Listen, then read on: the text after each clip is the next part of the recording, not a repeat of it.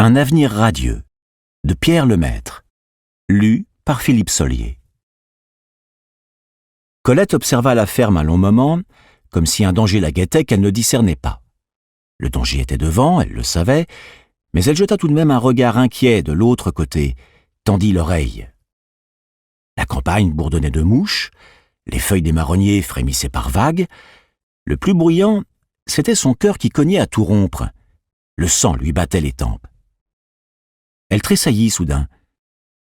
Le chien avait dû la sentir parce qu'il se mit à aboyer furieusement.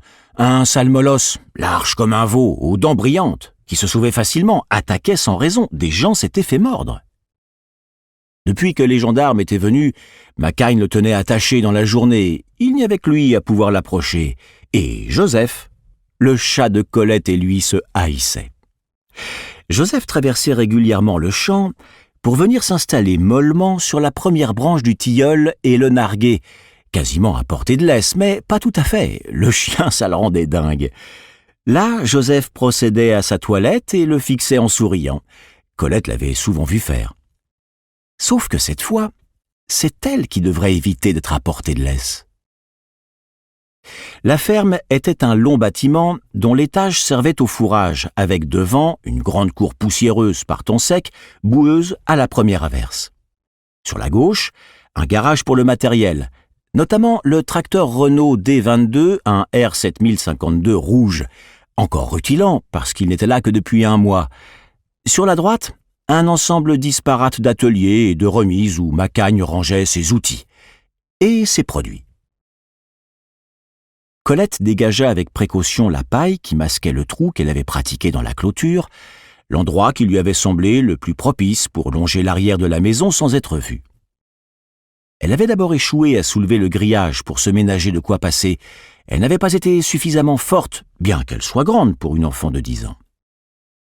Le lendemain, avec la pince coupante empruntée à son grand-père, le travail était resté difficile, mais elle était parvenue à dégager un espace lui permettant de se glisser sans déchirer ses vêtements.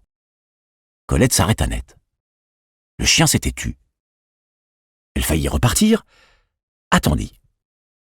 Les cognements dans la poitrine l'empêchaient de respirer. Sa vue se brouilla un court instant, ça chavirait autour d'elle. Elle dut s'appuyer à la clôture. Le froid, la solidité du grillage lui firent du bien. Le décor se stabilisa, les aboiements avaient repris. Elle se décida.